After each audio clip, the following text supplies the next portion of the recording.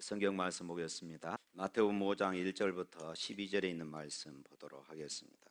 예수께서 무리를 보시고 산에 올라가 앉으시니 제자들이 나온지라 입을 열어 가르쳐 이르시되 심령이 가난한 자는 복이 있나니 천국이 그들의 것이며 애통하는 자는 복이 있나니 그들이 위로를 받을 것이며 온유한 자는 복이 있나니 그들이 땅을 기업으로 받을 것이며 의에 줄이고 목마른 자는 복이 있나니 그들이 배부를 것이며 긍휼히 여기는 자는 복이 있나니 그들이 긍휼히 여김을 받을 것이며 마음이 청결한 자는 복이 있나니 그들이 하나님을 볼 것이며 합병케 하는 자는 복이 있나니 그들이 하나님의 아들이라 일컬음을 받을 것이며 의를 위하여 박해를 받은 자는 복이 있나니 천국이 그들의 것임이라. 나로 말미암아 너희를 욕하고 박해하고 거짓으로 너희를 거슬러 모든 악한 말을 할 때에는 너희에게 복이 있나니 기뻐하고 즐거워하라. 하늘에서 너희의 상이 큼이라. 너희 전에 있던 선지자들도 이같이 박해하였느니라. 아멘. 우리 지난주까지 에베소서 공부를 했습니다. 에베소서를 통하여서 교회가 얼마나 영광스러운가를 배웠습니다. 이제 오늘부터는 산상수훈이라고 하는 이 마태복음 5장, 6장, 7장에 있는 이 말씀을 공부하도록 하겠습니다. 예수님께서 특별히 산에서 말씀을 하셨다 해서 이 제목이 그렇게 붙여진 것입니다. 인도의 성자라고 불리던 간디가 죽을 때까지 이 마태복음 5장, 6장, 7장 이 산상수훈의 말씀을 품에 품고 다녔다고 하는 그런 일화가 있습니다. 그런데 이 산상수훈은 단순히 윤리 강좌가 아닙니다. 이상적인 기독교 도덕론도 아닙니다. 이 말씀의 총 주제는 어떤 윤리 규범이 아니라 어떤 사람이 행복을 누릴 수 있는가, 어떤 사람이 진정으로 복 있는 사람인가 하는 것을 우리에게 가르쳐 주고 있는 주님의 행복 선언인 것입니다. 그래서 오늘 본문은 복이라는 이 단어로 시작합니다. 물론 우리가 읽는 이 우리말 성경에서는 심령이 가난한 자는 복이 있나니 이렇게 말씀합니다. 그러나 원문 성경에서는 그렇게 되어 있지 않습니다. 원문 성경에서는 복되도다 이렇게 말씀합니다. 복이 있다, 심령이 가난한 사람들 이렇게 말합니다. 그러니까 복이라는 이 말씀이 먼저 등장하고 있는 것입니다. 이 말씀을 보면서 여기서 말하는 이 복은 우리가 생각하는 그 복과 그 차원이 다른 것입니다. 행복은 소유에 있는 것이 아니고 존재에 있음을 명백하게 선언하고 계신 것입니다. 그렇다면 우리 신자들에게 무엇을 소유했느냐? 우리가 복된 삶, 행복한 삶을 살기 위해서 무엇을 소유했느냐라는 이 물음보다는 내가 누구인가? 내가 어떤 사람인가? 하는 것이 훨씬 더 중요하고 근본적인 물음이 되어지는 것입니다. 성경에 나오는 이 가난, 오늘 심령이 가난한 자는 했는데 성경에서 이 가난이라고 그랬죠. 일반적으로 우리가 가난 그러면은 두 가지 표현이 있습니다. 성경에서 보면은 페네스라는 이 단어가 있는데 역시 가난입니다. 이것은 매일매일 내가 일을 해야만 먹을 수 있을 정도의 가난입니다. 그러니까 이 가난은 내가 살아가면서 늘 아쉬운 상대적인 그런 가난인 것입니다. 또 하나는 푸토코스라는 이 단어인데 이것은 아무것도 없는 절대적인 극빈, 이것을 말씀하고 있습니다. 전세는 고사하고 월세도 없고 심지어는 옷도 없고 먹을 것도 없는 그런 가난입니다. 그래서 누가 도와주지 않으면은, 당장 밖에 나가서 내가 구걸하지 않으면은 안 된 정도의 가난입니다. 그런데 오늘 예수님께서 사용하시는 이 가난이라는 이 단어가 바로 그것입니다. 아무것도 소유한 것이 없는 절대적인 그런 빈곤을 지금 말씀하고 계신 것입니다. 예수님은 인간의 마음이 이렇게 가난해야 복이 있다고 말씀합니다. 이런 사람이 행복하다고 예수님이 지금 말씀하고 계신 것입니다.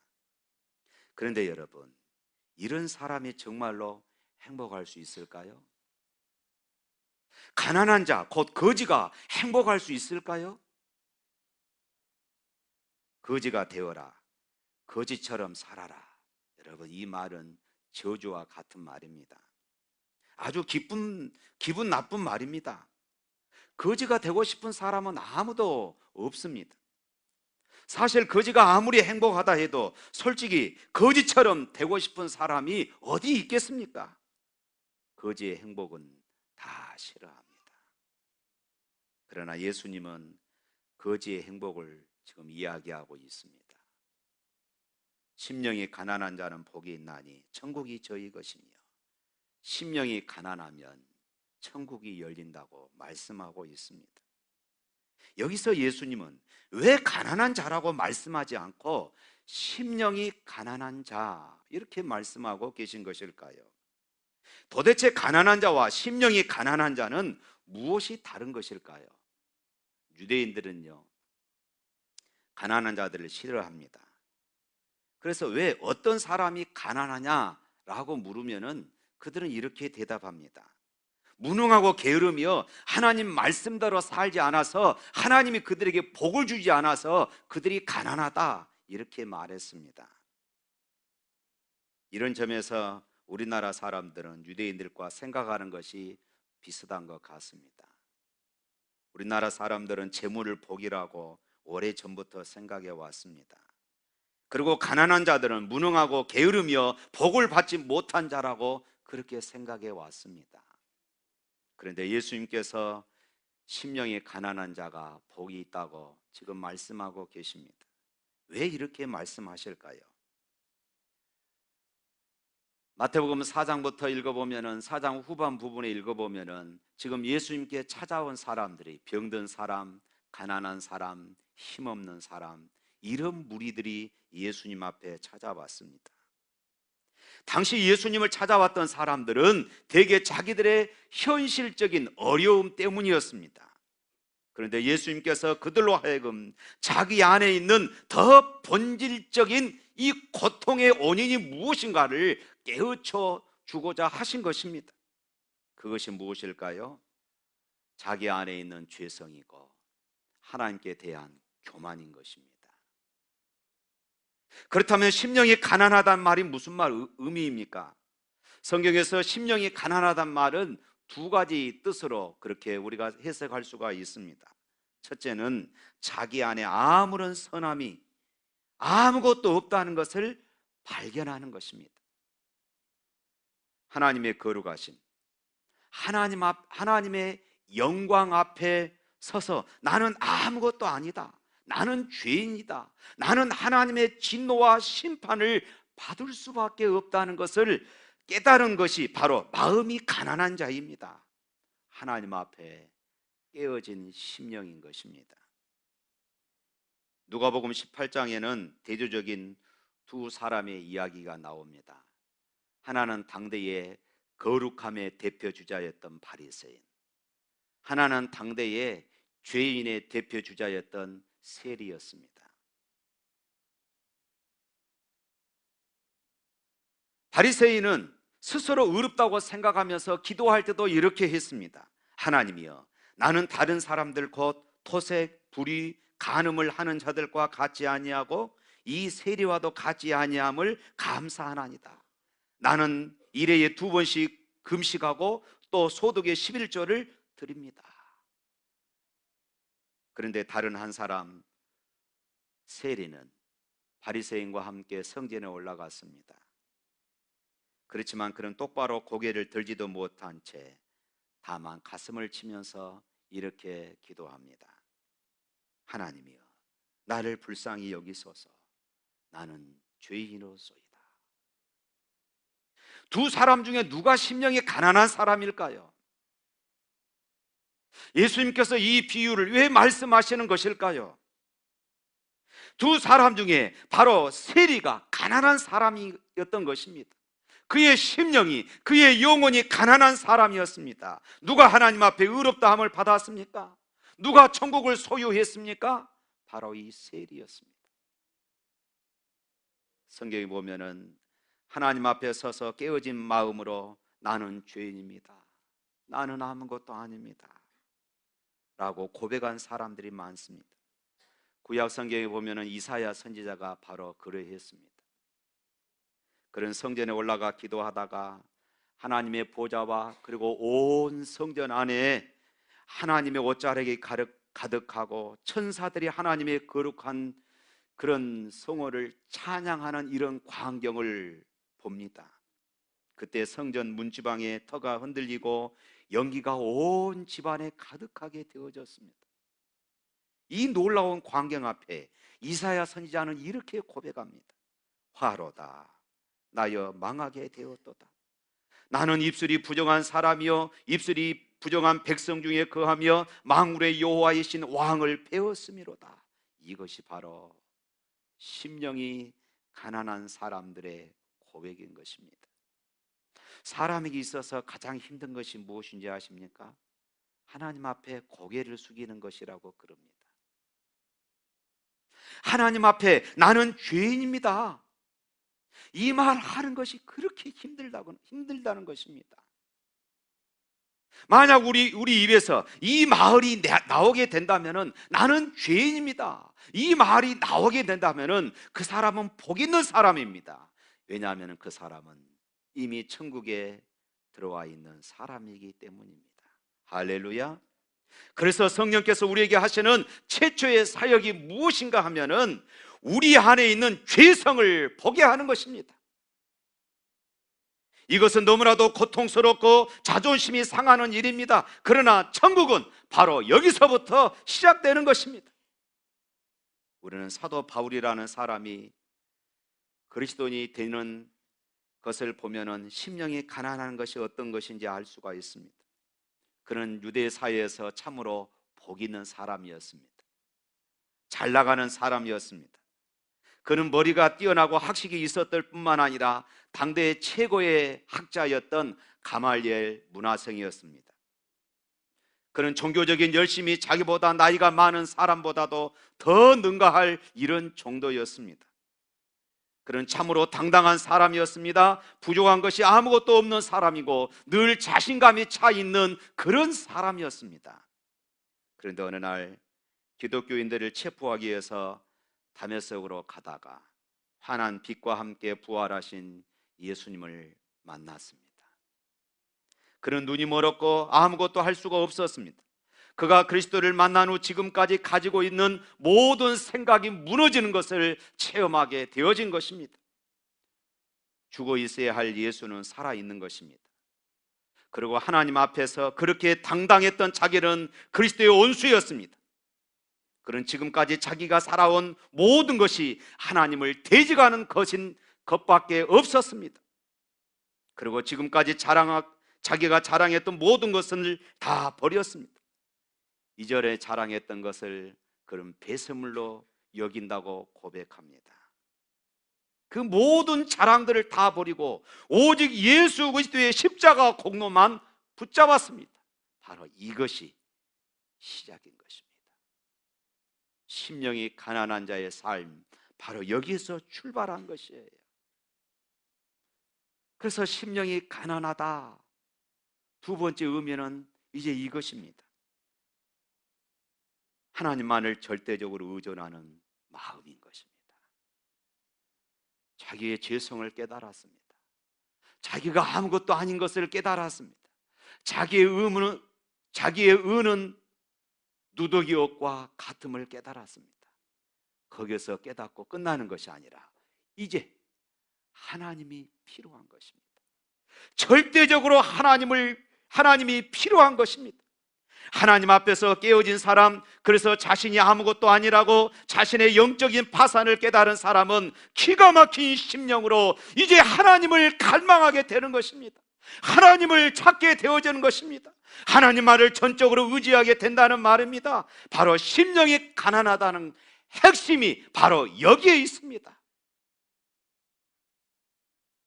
오래 굶은 사람만이 음식이 얼마나 중요한 것을 알지 않습니까? 가난해 본 사람은 돈이 얼마나 귀중한지 압니다. 심령이 가난해지면요, 비로소 예수 그리스도가 나에게 얼마나 필요한지, 예수 그리스도가 나에게 얼마나 필요한지 비로소 깨닫게 되어지는 것입니다. 심령이 가난한 것은 단순히 자신의 무능을 깨닫는 것으로 그치지 않습니다. 자신은 아무것도 아니라는 열등의식에 빠지는 것도 아닙니다.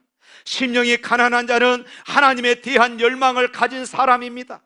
하나님을 의지하지 않고서는 나는 한순간도 살 수 없습니다 하는 이런 절박한 심령을 가진 사람입니다. 그래서 이렇게 찬양합니다. 전부 여의제옵소서 손 들고 옵니다. 주 나를 박대하시면 나 어디 가리까. 할렐루야. 그래서 시편 42편에 나오는 시편 기자는 그런 절박한 심령을 이렇게 표현했습니다. 하나님이여, 사슴이 시냇물을 찾기에 갈급함 같이 내 영혼이 주를 찾기에 갈급하나이다. 내 영혼이 하나님 곧 생존하신 하나님을 갈망하나니 내가 어느 때에 나가서 하나님 앞에 배울까. 사랑하는 성도 여러분, 여러분들은 이런 기가 막힌 심정으로 하나님을 갈망해 보셨습니까? 이것은 내 문제를 해결해 주십시오, 이것이 아닙니다. 내 자녀의 문제, 내 사업의 문제, 내 직장에서 승진의 문제, 건강의 문제 때문에 하나님을 찾는 것이 아닙니다. 오직 하나님만을 사모하는 것입니다. 하나님, 나는 지금 하나님만 필요합니다. 나는 지금 오직 하나님의 은혜만이 필요합니다. 그렇다면 여러분, 물질의 욕심이나 세속적인 야망을 버리고 하나님을 갈망해 보셨습니까? 마음속에 숨겨진 계산과 음모 없이, 어떤 세속적인 욕심 없이 순수하게 하나님을 사모해 보셨습니까? 탕자의 비유를 아시지요? 둘째 아들이 언제 소망이 있었습니까? 아버지의 재산을 가지고 타국으로 가서 허랑방탕할 때 그에게 소망이 있었습니까? 아니지 않습니까? 그때는 그는 부자였습니다. 그런 아버지를 찾을 생각도 전혀 그의 마음속에 없었습니다. 아니, 그런 아버지가 이제 필요치 않았습니다. 그러다가 가진 돈을 다 쓰고 거지가 되었을 때 그는 비로소 가난해지기 시작했습니다. 돈이 떨어졌기 때문에 가난하기도 했습니다. 돼지를 치는 자가 되었고 돼지들이 먹는 쥐연 열매도 줄임배를 채우고자 했는데 그것도 쉽지가 않았습니다. 그런데 더 중요한 것은 그의 마음이 비로소 가난해지기 시작했던 것입니다. 그래서 누가복음 15장 17절부터 20절에 이렇게 그는 고백합니다.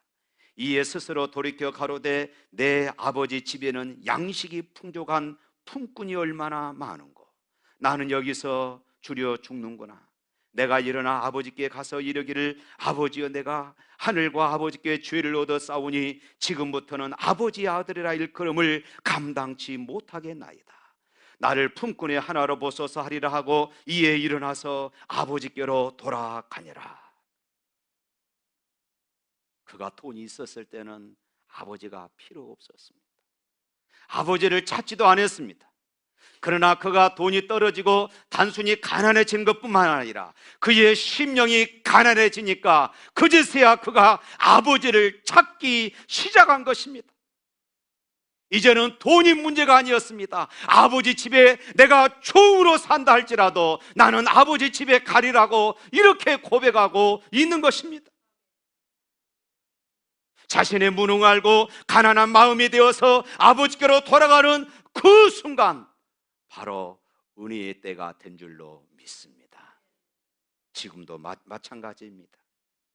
하나님은 마음이 가난한 자에게 은혜를 베푸십니다. 할렐루야. 그런데 교회를 다니지만 안타깝게도 심령이 가난하지 못한 분들을 봅니다. 마음을 비우지 못하고 하나님 앞에 나와 앉아 있습니다. 여러분 잘 생각해 보십시오. 왜 믿음이 자라지 않을까요? 왜 하나님의 말씀이 내 마음 깊이 만지지를 못할까요? 왜 우리의 심령에 기쁨이 없고 감격이 없고 감사가 없습니까? 한 번밖에 없는 이 한 생을 하나님을 위해서, 하나님이 주신 은혜에 감사하기 위해서 드리고 싶은 마음이 왜 생기지 않습니까? 이유는 간단합니다. 마음이 가득해서 그렇습니다. 아쉬운 것이 없어요. 하나님 없이도 내가 기댈 만한 것이 참 많습니다. 하나님 없이도 여전히 나는 배부릅니다.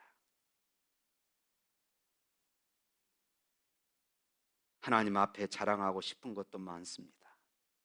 이렇게 마음이 가득 차 있기 때문에, 이렇게 내 마음이 가득 차 있기 때문에 하나님의 말씀이 내 심령 깊숙이 들어오지 못하는 것입니다.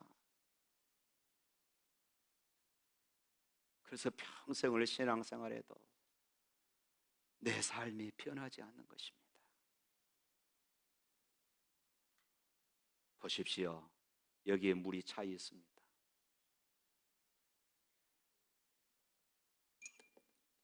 그런데 여기에 포도주를 부으려면 어떻게 하겠습니까?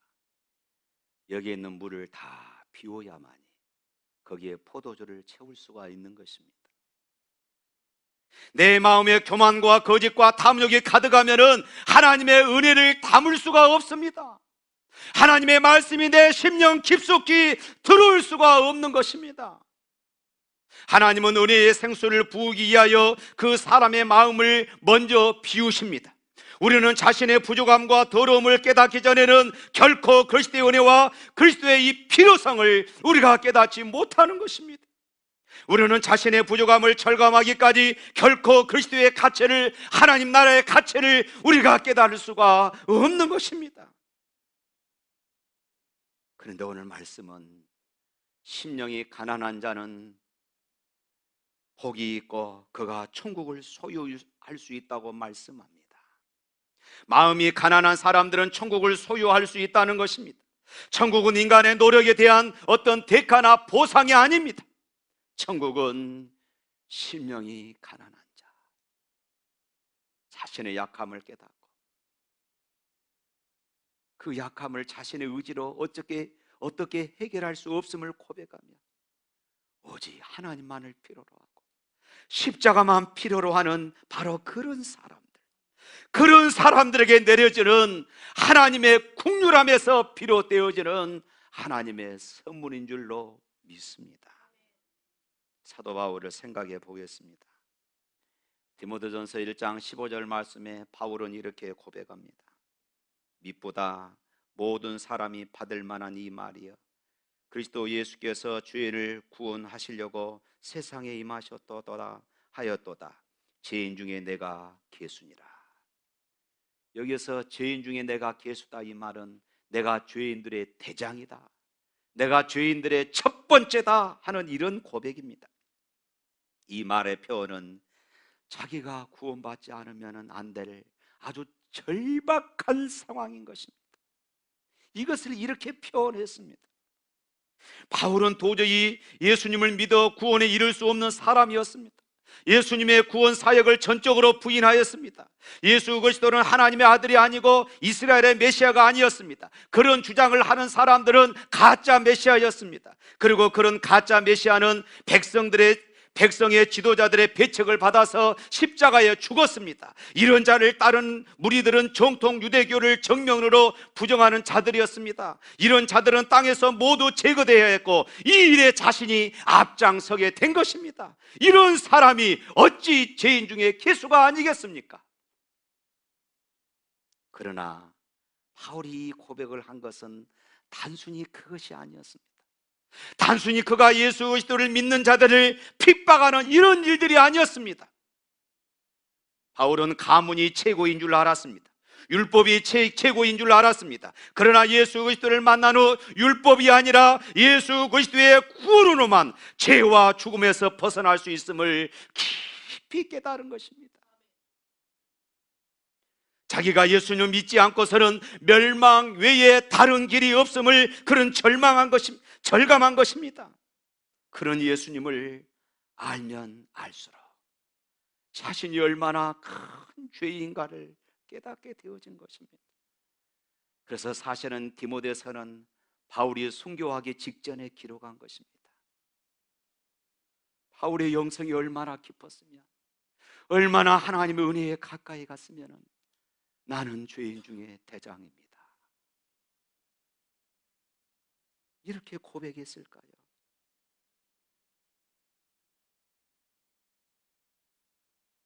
그는 자신의 죄 문제를 생각하니까 예수님 외에는 이런 죄 문제에서 해결할 길이 아무것도 없는 것을 그렇게 깨닫는 것입니다.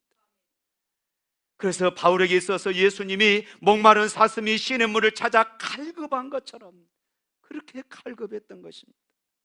사랑하는 성도 여러분, 우리 안에 항상 이런 믿음의 고백이 있어야 할 줄로 믿습니다. 그럴 때 천국을 누리게 되어지는 것입니다. 심령이 가난한 자는 복이 있나니 천국이 저희 것입니다. 주 예수 내 맘에 들어와 계신 후 변하여 새 사람 되고 내가 늘 바라던 참빛을 찾음도 주 예수 내 맘에 오신 주 예수 내 맘에 오신 주 예수 내 맘에 오심. 다 같이 물밀듯 내 맘에 기쁨이 넘치면 주 예수 내 맘에 오심. 그렇습니다.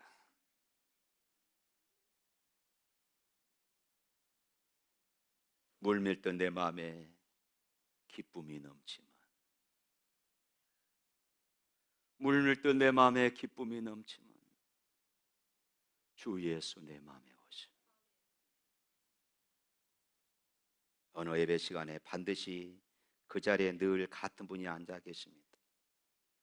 그런데 그분은 찬송할 때 얼굴 표정이 얼마나 밝은지, 기도할 때 말씀을 들을 때 그 얼굴은 완전히 어린아이의 것입니다. 기쁨이 충만합니다. 얼굴에는 행복의 꽃이 활짝 피어 있습니다. 그렇게 그가 행복한 이유가 무엇일까요? 심령이 가난함으로 하나님 앞에 예배함 자체가, 하나님 앞에 찬송 부른 자체가, 하나님 앞에 기도하는 그 자체가, 하나님의 말씀을 듣는 그 자체가 그에게 은혜가 되었던 것입니다. 그의 마음에 천국이 되었던 것입니다. 의와 희락과 평강이 넘치는 예수님의 나라가 그의 심령 속에 풍성하게 이렇게 표현되고 있었던 것입니다. 예수님의 생명이 물밀듯 그의 마음에 기쁨으로 넘쳐났던 것입니다. 누가 그것을 빼앗아 갈 수 있겠습니까? 누가 그 나라를 파괴하겠습니까? 아무도 빼앗아 가지 못하는 평강이 있는 것입니다. 사랑하는 성도 여러분, 이 천국 행복을 누릴 수 있기를 바랍니다. 이 시간 여러분 마음에 여러 가지 복잡한 생각을 가지고 때로는 침체된 기분으로 이 자리에 나오신 분 계십니까? 주님의 말씀을 들으시기를 바랍니다. 심령이 가난한 자는 복이 있다고 했습니다. 아무도 빼앗을 수 없는 천국을 누릴 수 있기를 주님의 이름으로 축원합니다. 예수님의 생명이 물밀듯 여러분들의 심령에, 여러분들의 가정에, 여러분들의 삶의 현장에 넘치기를 주님의 이름으로 축원합니다.